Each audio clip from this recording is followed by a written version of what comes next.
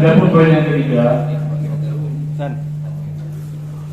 ketiga, ya, tadi yang pertama adalah memerangi hawa nafsu, yang kedua adalah selalu melihat ke bawah dalam perkara dunia, yang ketiga ya adalah jangan kita menunda-nunda.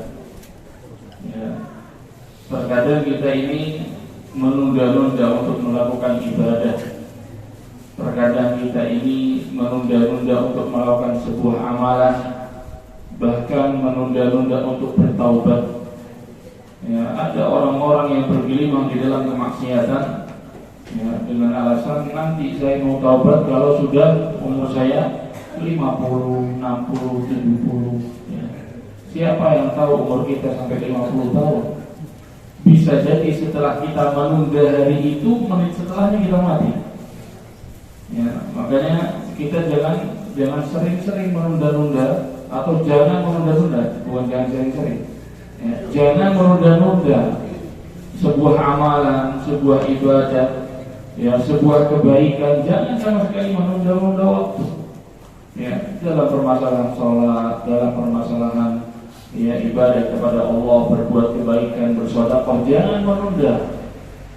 Kalau kita bisa melakukannya, maka lakukan semampu kita. Orang-orang yang selalu menunda-nunda ya amalan-amalan kebaikan, menunda-nunda taubat, itu diancam oleh Allah Subhanahu wa taala dengan hatinya itu ditutup oleh Allah Azza wa Jalla. Na'udzubillah min dzalik. Allah Azza wa Jalla berfirman dalam surat Al-Hadid ayat ke-16, "Alam ya'ni lil ladzina amanu an takhsha'a qulubuhum li dzikrillahi wa ma nazala minal haqq wa la yakunu kal ladzina utul kitaba min qablu faqala 'alaihimul amadu faqasat qulubuhum wa katsirun minhum fasiqun." Kata Allah Subhanahu wa taala, belum tibakah waktunya bagi orang-orang yang beriman untuk secara khusyuk mengingat Allah Subhanahu wa taala dan mematuhi kebenaran yang telah diwahyukan kepada mereka. Dan janganlah mereka berlaku seperti orang-orang yang telah menerima kitab sebelum itu, yakni orang-orang Yahudi dan Nasrani. Kemudian mereka melalui masa yang panjang, ya, mereka masih menunda-nunda, oh tobatnya nanti, oh tobatnya besok, oh sedekahnya nanti, sudah azan, oh sholatnya nanti, waktunya masih panjang, ya.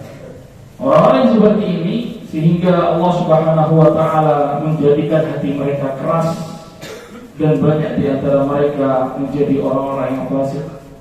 Ya, ini ancaman dari Allah Subhanahu wa taala bagi orang-orang yang senang menunda-nunda amalan kebaikan, menunda-nunda ibadah, ya, akan dijadikan hatinya keras oleh Allah Subhanahu wa taala. Ketika hati ini sudah keras, ya, maka hati itu tidak akan mau untuk kembali kepada Allah Subhanahu wa taala, ya, karena sudah dihukum oleh Allah Subhanahu wa taala. Ini yang ketiga. Kemudian yang keempat, bekal yang keempat yang harus kita persiapkan untuk menuju kampung akhirat adalah agar kita ini jangan tertipu dengan dunia.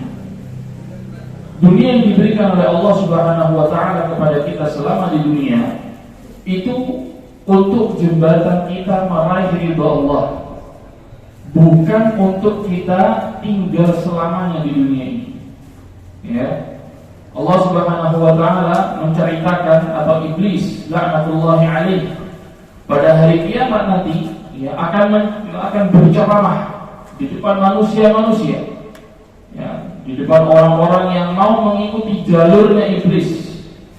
Mereka atau iblis ini mengatakan waqala syaitan, dan iblis itu berkata, lamma qudiyal amru, ketika perkara hisab ini sudah selesai, yang orang-orang yang berhak masuk surga sudah masuk di surga, yang orang-orang berhak masuk neraka sudah masuk di neraka, ketika itu sudah selesai urusannya, iblis kemudian berceramah di depan, ya, para pengikutnya di neraka. Dia mengatakan, innallaha wa'adakum wa'dal haqqi wa wa'adtukum fa akhlaftukum wa ma kana li 'alaikum min sultan illa an da'awtukum fastajabtum li fala talumuni wa lumu anfusakum ma ana bimusrikhikum wa ma antum bimusrikhi inni kafartu bima asyraktumuni min qablu innal zalimina lahum 'adzabun alim. Kata Allah Subhanahu wa taala ketika menceritakan kisah iblis yang nanti akan berceramah di depan manusia, dia mengatakan sesungguhnya Allah telah menjanjikan kepada kalian janji-janji yang benar. Allah Subhanahu wa taala menjanjikan bagi orang-orang yang beriman dengan surga. Allah Subhanahu wa taala menjanjikan bagi orang-orang yang senang melakukan kemaksiatan dengan neraka, yang kafir dengan neraka. Dan janji Allah itu sama sekali tidak akan pernah luput. Semua janji Allah pasti akan terjadi. Akan tetapi kata syaitan, tidak ada, dan aku pun telah menjanjikan kepada kalian, akan tetapi aku menyalahinya. Janji yang diberikan Allah adalah janji yang benar, sudah disampaikan kepada kalian, dan aku pun kata iblis memberikan kepada kalian janji-janji yang mana janji tersebut aku pun ingkar.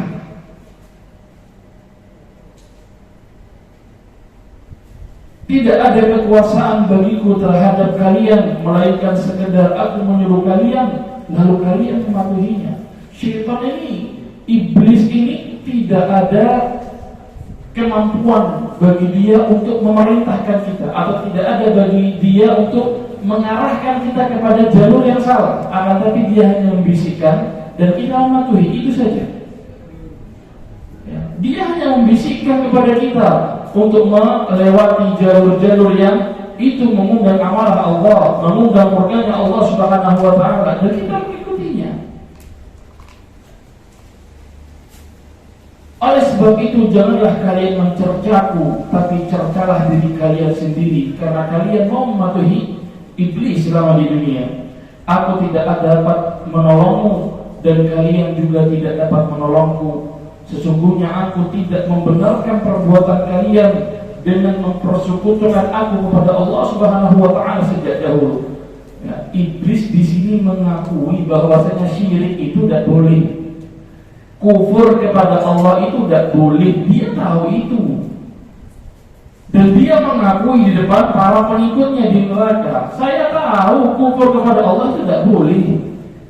Makanya Harut wa Marut, dua malaikat yang diturunkan oleh Allah Subhanahu wa taala untuk menguji manusia dengan mengajarkan sihir.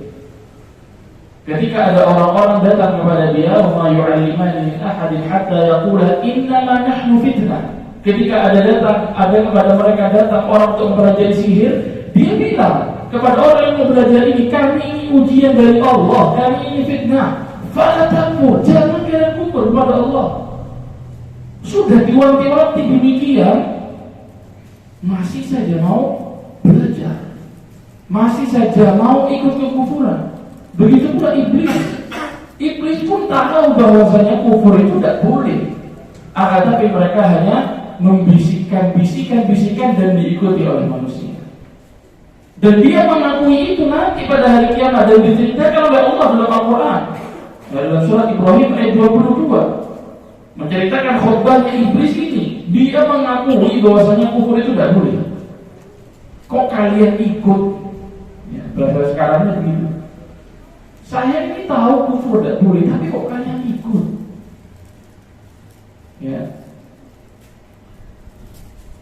Sesungguhnya aku tidak membenarkan perbuatan kalian dengan mempersekutukan aku kepada Allah sejak dahulu. Sungguh orang-orang yang zalim akan mendapatkan siksaan yang pedih. Begitu juga Nabi SAW bersabda ketika menceritakan orang-orang yang tertipu dengan dunia. Terkadang ada orang-orang yang ngaku-ngaku, oh gampang, nanti kalau saya tidak sempurna amal saya di dunia, nanti dibantu sama Allah. Saya punya harta yang banyak, nanti harta saya berikan kepada Allah agar memuluskan jalan saya. Dia pikir Allah itu bisa disuap. Dia pikir Allah Subhanahu wa taala butuh kepada harta kita. Wa ma khalaqul jinna wal insa illa liya'budun. Ma uridu minhum min rizqin wa ma uridu an yut'imun. Innallaha huwar razzaqu dzul quwwatil matin. Kata Allah Subhanahu wa taala, dan tidaklah aku menciptakan jin dan manusia kecuali tujuannya hanya untuk mereka beribadah kepadaku. Ma uridu minhum rizqin wa ma uridu an yut'imun. Aku sama sekali tidak meminta mereka untuk mencari rezeki untuk aku, dan aku sama sekali juga tidak pernah meminta kepada mereka untuk memberi makan kepadaku. Innallaha huwar razzaqu dzul quwwatil matin. Sungguhnya dialah Allah Subhanahu wa taala yang Maha Pemberi rezeki, ya, yang memiliki kekuatan dan Maha Perkasa. Ini Allah Subhanahu wa taala sama sekali tidak bisa disuap dengan apapun. Ya, dengan harta yang kita miliki, dengan anak-anak yang kita miliki, dengan istri yang kita punya, ya, dengan nasab yang mungkin nasab kita adalah nasab yang mulia, tidak bisa. Nabi SAW mengatakan, man batta'a bihi 'amaluh lam yusri' bihi nasabuh. Siapa yang amalannya tidak sungguh-sungguh selama di dunia, maka dia tidak bisa memiliki, ya, keistimewaan dengan nasabnya dia di hadapan Allah Subhanahu wa taala. Faman wajada khairan falyahmadillah wa man wajada ghayra dzalika fala yalumanna illa nafsah. Siapa yang mendapatkan kebaikan di sisi Allah Subhanahu wa taala, maka hendaknya dia bersyukur memuji Allah Subhanahu wa taala. Akan tapi yang mendapatkan perkara sebaliknya, dia justru mendapatkan kesengsaraan, mendapatkan murka dari Allah Subhanahu wa taala. Fala yalumanna illa nafsah. Jangan sekali-kali dia mencela kecuali mencela dirinya sendiri. Kemudian yang kelima, sebelum terakhir, ya, poin yang kelima adalah belajar dari orang-orang yang sudah mendahului kita. Ya, sering sekali kita mendengar di masjid-masjid kabar kematian tetangga kita, saudara kita, orang tua kita, dan selainnya. Inna lillahi wa inna ilaihi raji'un. Telah meninggal dunia fulan bin fulan. Besoknya lagi begitu. Ya, terus sering kita mendengar itu. Pernahkah kita memikirkan bahwasanya suatu hari nanti nama kita yang disebut di situ? Ketika kita menyolatkan, datang ke masjid menyolatkan jenazah, tidakkah kita terpikir ketika sholat bahwasanya nanti akan datang suatu hari saya akan ada di situ? Pernahkah kita terpikir ketika kita datang ke kuburan memasukkan jenazah ke liang lahat, kita pikirkan bahwasanya nanti saya yang akan masuk ke situ? Kalau masing-masing dari kita memperhatikan bahwasanya di setiap kematian itu ada pelajaran, maka kita tidak akan terlena dengan kehidupan dunia ini. Kita tidak akan tertipu dengan kehidupan dunia ini. Makanya Nabi SAW mengatakan, kafa bin mauti wa'idha. Cukuplah kematian itu sebagai nasihat bagi kita. Kalau kematian itu tidak bisa menjadi nasihat bagi kita, mau butuh nasihat seperti apa lagi? Ini adalah pembatas kehidupan manusia antara dunia dan akhirat. Ini pembatasnya. Maka Nabi SAW selalu menasihatkan kepada para sahabat, aktsiru dzikra hadhihi ladzat. Sering-sering kalian mengingat pemutus kelezatan, hilang semua kelezatan kita. Ya, kita sudah bangun rumah kayak istana, kita sudah sekolahkan anak-anak kita, kita sudah punya istri, ya, yang cantik, tiap bulan sudah dipenuhi kebutuhannya, ya, krimnya sudah dipakai. Krim pagi, krim duha, duhur, sore, malam mau tidur, tahajud, dipakai semua krimnya. Siapa yang biayai kita? Ketika kita sudah mati, apakah mereka mau membiarkan kita di dalam rumah tersebut? Tidak ada. Kita secara paksa akan dikeluarkan dari rumah tadi. Yang mengeluarkan kita siapa? Anak-anak kita sama istri kita. Dibalut kita dengan kain kafan, dikeluarkan, mau tidak mau kita harus keluar dari rumah ini, masuk ke kuburan, selesai. Apakah ada anak-anak kita, istri-istri kita mau tidur di kuburan? Tidak ada. Setelah masuk kuburan, seminggu, 2 minggu lagi, seminggu ketiga, ini gimana hartanya Bapak ini? Bagi semua. Kenikmatan yang kita rasakan hilang begitu saja. Mati sudah selesai. Tinggal kita mempertanggungjawabkan amalan-amalan kita selama di dunia. Ya, makanya yang kelima adalah kita harus sering-sering mengingat pemutus kelezatan, yaitu kematian. Dan yang terakhir adalah kita hendaknya memperbanyak sedekah, menginfakkan harta-harta yang kita miliki meskipun sedikit. Seberapapun harta yang kita infakkan itu pasti bernilai di sisi Allah Subhanahu wa taala. Jangan sekali-kali kita terlena dengan harta yang kita miliki. Jangan sekali-kali kita pelit dengan apa yang diberikan oleh Allah Subhanahu wa taala kepada kita.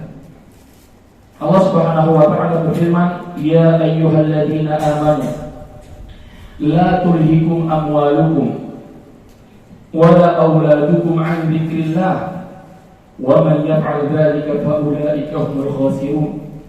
Wahai orang-orang yang beriman, jangan sekali-kali harta-harta kalian, anak-anak kalian itu justru menjadi kalian lalai dari zikir kepada Allah Subhanahu wa taala. Wa man yaf'al dzalika fa ulaika humul khasirun. Dan barang siapa yang berbuat demikian, maka mereka lah orang-orang yang merugi. Kemudian Allah mengatakan, wa anfiqu mimma razaqnakum min qabli an ya'tiya ahadakumul maut fayaqula rabbi laula akhartani ila ajalin qarib fa asaddaqa wa akun minas salihin. Kata Allah Subhanahu wa taala, wa anfiqu, keluarkan harta-harta kalian, berinfaklah dengan harta yang kalian miliki yang sudah diberikan oleh Allah Subhanahu wa taala sebelum datang hari kalian akan dimatikan oleh Allah Subhanahu wa taala.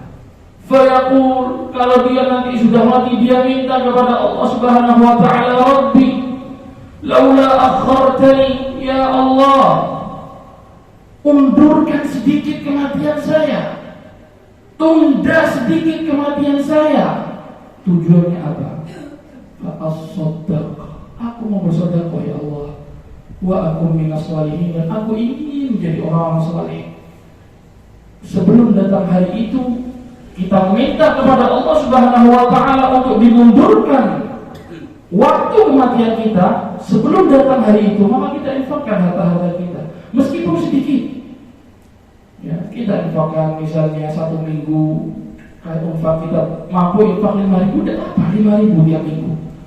Kita mampu 10.000, kasih 10.000 tiap minggu, tidak apa-apa. Ya, Allah Subhanahu wa taala menjanjikan orang-orang yang berinfak 1 kali dijanjikan dengan 700 oleh Allah Subhanahu wa taala. Allah Azza wa Jalla berfirman, "Mathalul ladzina yunfiquna amwalahum fi sabilillah kamathali habbatin anbatat 7 sanabila fi kulli sunbulatin 100 habbah wallahu yudha'ifu liman yasha' wallahu wasi'un 'alim." Kata Allah Subhanahu wa taala, permisalan orang-orang yang menginfakkan harta-harta mereka di jalan Allah Subhanahu wa taala sebagaimana seseorang yang menanam sebuah benih. Dia menanam 1 biji saja di tanah, disiram setiap hari. Ya, ambatat 7 sanabil, yang mana kemudian 1 biji ini yang muncul darinya 7 biji atau 7 tunas, yang mana setiap tunas ada 100 biji. Diganti 700 kali oleh Allah Subhanahu wa taala. Wallahu yudha'ifu liman yasha', dan Allah Subhanahu wa taala melipat gandakan bagi siapapun yang Dia kehendaki. Wallahu wasi'un 'alim. Allah Subhanahu wa taala Maha luas dan Maha mengetahui. Ikhwan wa akhwat, azza Allah wa iyyakum jami'an. Ini sedikit nasihat untuk anak pribadi dan jemaah sekalian terkait bekal-bekal yang harus dipersiapkan bagi masing-masing dari kita untuk menuju kampung akhirat, agar kita tidak menjadi orang-orang yang merugi, agar kita tidak menjadi orang-orang yang justru mendapatkan murkanya Allah dengan dimasukkan ke dalam neraka Allah. Na'udzubillahi min dzalik.